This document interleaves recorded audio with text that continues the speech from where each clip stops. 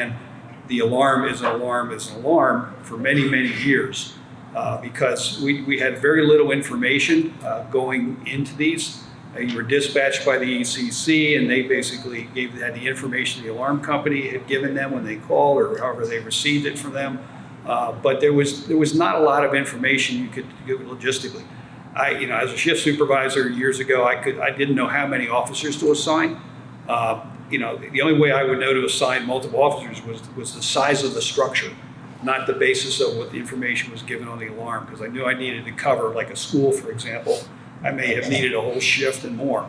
But a simple residential alarm, I didn't know if it was a one-officer alarm or a two-officer alarm, or it needed an entire shift because of criticality, because often that wasn't determined until they actually got on scene.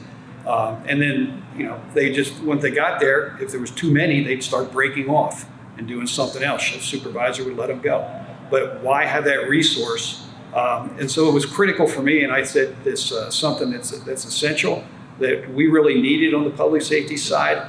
And we're getting the dispatch, but Bob and his telecommunicators are pushing it on, but they're taking the information they receive and pushing it on. So the more we could develop a broader perspective and better information to drive the response, the better it's going to be.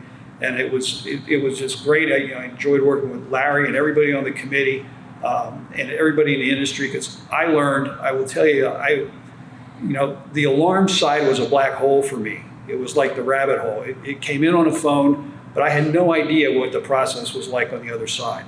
And what was very helpful as I went through this was to learn all of the intricacies and the technical capabilities that were there and available. And for me, it was like, well, how can we get that information on our side of the other side of the phone?